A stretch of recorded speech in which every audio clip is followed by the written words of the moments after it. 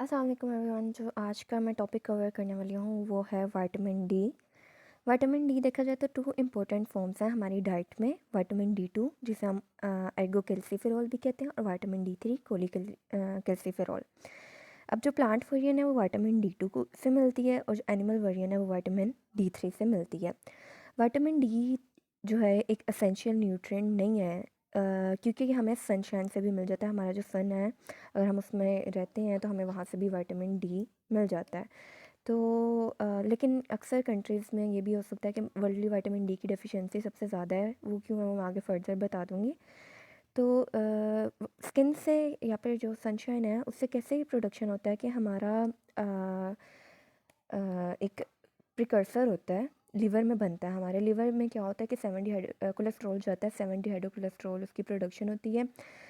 जब हम सनशाइन में जाते हैं, ultraviolet light on the skin हमारे पड़ी, वो कन्वर्ट हो जाएगी विटामिन डी थ्री में। विटामिन डी थ्री कहाँ पे जाएगा? हमारे लीवर में इसकी हाइड्रोक्सिलेशन होगी 25 हाइड्रोक्सी विटामिन डी थ्री में, या फिर जिसे कैल्सिडायोल भी कहते हैं, उसमें कन्वर्ट हो जाएगा। वो जाएगा किडनीज़ के पास, किडनी से उनको क्या कर देगी, कन्वर्ट कर देगी। उसकी हाइड्रोक्सिलेशन होगी, उसे 125 di hydroxy vitamin D three या फिर कैल्सिट्रायोल उसे कहते हैं, उसमें कन्वर्ट कर देगी इसकी एक्टिव फॉर्म में। फिर से इसको कुछ इजी फॉर्म में बता दूं तो हमारी स्किन में 70 हाइड्रोकोलेस्ट्रॉल होता है। बेसिकली होता क्या, हमारे लीवर कोलेस्ट्रॉल है, कोलेस्ट्रॉल जाएगा लीवर में, लीवर का एक प्रिकर्सर बनाया देगा 70 हाइड्रोकोलेस्ट्रॉल। अल्ट्रावायलेट लाइट्स हमारे सन से हमें पड़ी जो कन्वर्ट कर देंगे इसे प्री विटामिन डी थ्री में। विटामिन डी थ्री जाएगा लीवर में, हाइड्रोक्सिलेशन हुई कैल्सिडायोल में कन्वर्ट हो जाएगा, और कैल्सिडायोल किडनी के पास जाएगा, किडनी से कन्वर्ट कर देगी कैल्सिट्रायोल में। ये तो हो गए इसका काम। अब रोल्स देखते हैं, विटामिन डी का रोल्स किस किस चीज़ में आ जाता है। सबसे पहला इसका जो हम रोल देखते हैं बोन ग्रोथ में आ जाता है। बोन ग्रोथ में मैंने विटामिन ए में जैसे बताया था कि हमारी बोन रिमॉडलिंग में भी हेल्प आउट करता है। विटामिन डी का एक स्पेशल रोल है बोन हेल्थ में।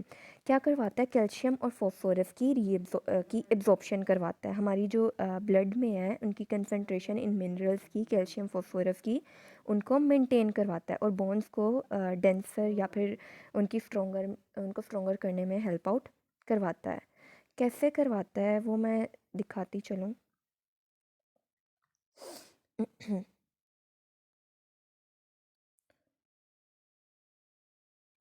अब कैल्शियम का बेसिकली क्या रोल होता है?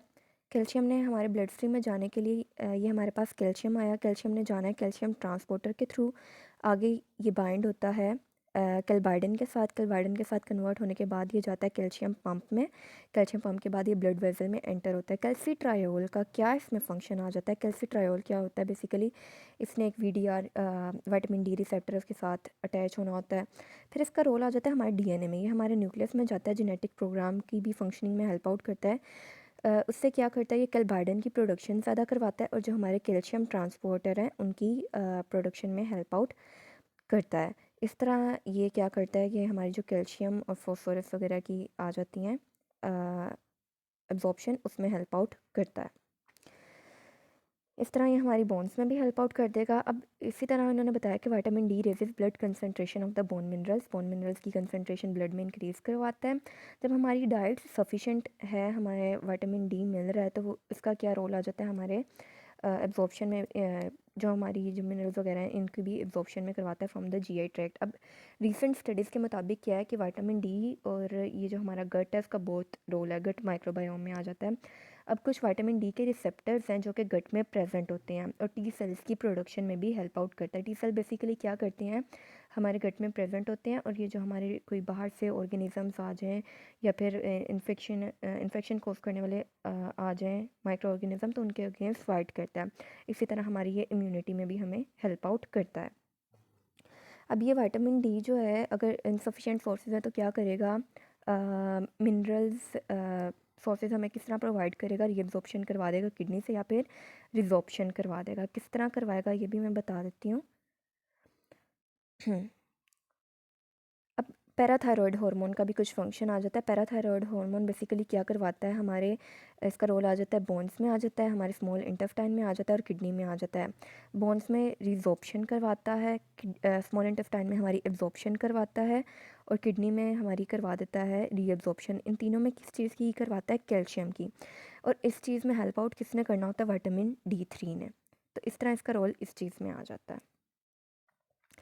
और ये इसके अलावा उन्होंने बताया हुआ है कि पैराथायरॉयड हार्मोन के कॉम्बिनेशन में काम करता है in the bones and the kidney, वो मैं बता चुकी हूँ। और अदर रोल्स किस में आ जाते हैं, हमारे डिफरेंट टिश्यूज़ हैं उनको रिस्पॉन्ड करता है, cells of the immune system, जिस तरह T सेल्स की प्रोडक्शन में हेल्प आउट करता है, ये इस तरह हमारे इम्यून सिस्टम में करता है, ब्रेन, नर्वस सिस्टम। अब जो हमारा ब्रेन और गट है उसका बहुत रोल है।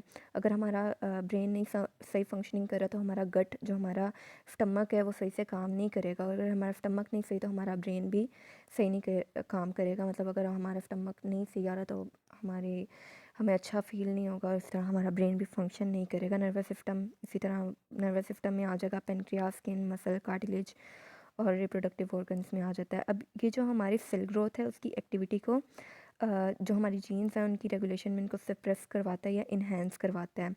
और रिसेंट स्टडीज़ सजेस्ट करती हैं कि ये ट्यूबरक्लोसिस, इन्फ्लामेशन, हाइपरटेंशन और डिफरेंट कैंसर्स हैं उनमें भी हमें प्रोटेक्ट करवाता है उनसे।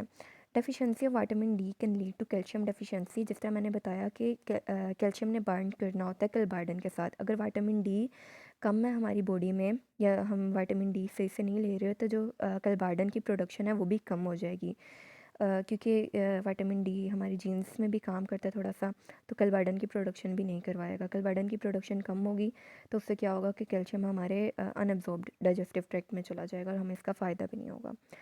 अब इसकी डेफिशिएंसी डिजीज़ देखें तो चिल्ड्रन में देखें तो रिकेट्स आ जाता है। रिकेट्स क्या होता है, इनएडिक्वेट मिनरलाइजेशन ऑफ बोन्स हो रही होती हैं, बोर्ड लेग्स हो जाती हैं, नॉट नीज़ हो जाती हैं, या फिर जो चेस्ट है वो भी बोर्ड होती है, जिस तरह ये दिखाई हुई हैं लेग्स बेबी की, इस तरह इसे कहते हैं रिकेट्स। ये इसकी डेफिशिएंसी डिजीज़ आ जाती है। इसके अलावा ऑस्टियोमलेशिया आ जाता है। ऑस्टियो क्या होता है, बोन, मलेशिया होता है सॉफ्टनिंग। बेसिकली जब लेडीज़ मीनोपॉज की तरफ जाती हैं तो अपने विटामिन D का ख्याल नहीं रखती या कैल्शियम का ख्याल नहीं रखती, तो उससे उनकी बोन्स पे बहुत फ़र्क पड़ता है, बोन सॉफ्टनिंग होने लग जाती हैं। और इससे क्या होगा, इसकी सिम्टम्स में बेंडिंग ऑफ द स्पाइन, जो स्पाइन है हमारी बेंड हो जाती है, या फिर लेग्स आ जाती हैं, वही बोइंग उसमें हो जाता है।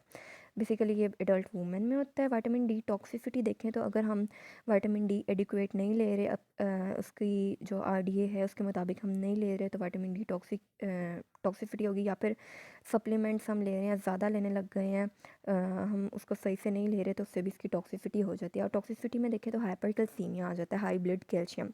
ये हमारी हाई कैल्शियम इंटेक की वजह से डिवेलप बिल्कुल भी नहीं होता, बल्कि विटामिन D की टॉक्सिसिटी से होता है। टॉक्सिसिटी से कैसे होगा कि अगर विटामिन D ज़्यादा है तो क्लबार्डन ज़्यादा प्रोडक्शन हो रही होगी और वो कैल्शियम ब्लड में हमारे ज़्यादा जाने लग जाएगा, इस तरह हो सकता है। इसके अलावा एक्सेस ब्लड कैल्शियम, वही मैंने जिस तरह बताया कि ब्लड में कैल्शियम के लेवल ज़्यादा हो जाएंगे और सॉफ्ट टिश्यूज़ में ये प्रेसिपिटेट करने लग जाएगा। स्टोन्स किडनी में बना सकते हैं, ज़्यादा कैल्शियम प्रोडक्शन हो रही होगी तो वो किडनी में जाके स्टोर होने लग जाएगी, उससे स्टोन्स फॉर्मेशन का खतरा होता है। वेजल्स हार्डनिंग, अगर जब हमारी वेजल्स हार्ड होंगी तो उससे हमारे लंग्स में मसला आएगा, हार्ट में मसला आएगा, ब्रेन में मसला आएगा। फैक्टर्स क्या आ सकते हैं हमें विटामिन D सिंथेसिस की वजह से, कि हमें बेसिकली सन एक्सपोजर नहीं मिल रहा, तो इसमें क्या क्या रीज़न आ सकती हैं। तो आ जाता है जियोग्राफिक लोकेशन। मैंने बताया था कि इसकी डेफिशिएंसी भी ज़्यादा है क्योंकि अक्सर जगह होते हैं जहाँ पे 6-6 महीने बाद दिन निकलता है, तो वहाँ पे सन एक्सपोजर नहीं है। यहाँ पे लोग जिस तरह वेगन डाइट ले रहे हैं तो ये डेयरी वगैरह नहीं ले रहे, विटामिन D के सोर्सेज नहीं ले रहे, तो उनको डेफिशिएंसी आ जाएगी। सीज़न ऑफ द ईयर, जिस तरह गर्मियाँ आ जाती हैं उसमें हम नहीं लेते, सर्दियों में हम फिर भी ले लेते हैं। टाइम ऑफ द डे आ जाता है, मतलब बेसिकली जो धूप लेने का बेस्ट टाइम होता है वो सूरज ग्रूब होने के वक्त, और सूरज निकल जिस टाइम पे रहा होता है उस टाइम पे लेना चाहिए हमें, वो हेल्पफुल होता है। एयर पोल्यूशन की वजह से, जिस तरह अगर एयर पोल्यूशन है तो हमें सही तरह UV लाइट्स नहीं मिल रही, क्लोथिंग ज़्यादा हमने कपड़े पहन लिए हैं, हमें नहीं मिल रही। और अक्सर लोग क्या करते हैं, वो लगा लेते हैं अपनी स्किन के ऊपर ताकि रंग काला ना हो। उससे भी हमें क्या होता है कि सन ब्लॉक, उससे क्या होता है कि हमें नहीं मिल रहा होता vitamin D enough. Tall buildings में रह रहे थे, इंडोर लिविंग अंदर ही रह रहे थे, बाहर नहीं जा रहे, सनस्क्रीन यूज़ कर रहे हैं, तो उससे विटामिन डी नहीं मिल रहा होता। सोर्सेज देख लें विटामिन डी के, तो एंडोजेनस है, एक्सोजेनस है। एंडोजेनस तो हमारी बॉडी में ही प्रिपेयर हो जाता है सनलाइट के थ्रू। एक्सोजेनस देखें तो fortified milk, margarine, butter, juices, cereals, ये सब चीज़ें आ जाती हैं। और जिस तरह सलमन है फ़िश में देखें तो फार्डान्स आ जाती हैं ऑन देयर ऑयल्स। और सबसे ज़्यादा जो इसका अच्छा सोर्स है वो लिवर ऑयल है, ये इसके आ जाते हैं।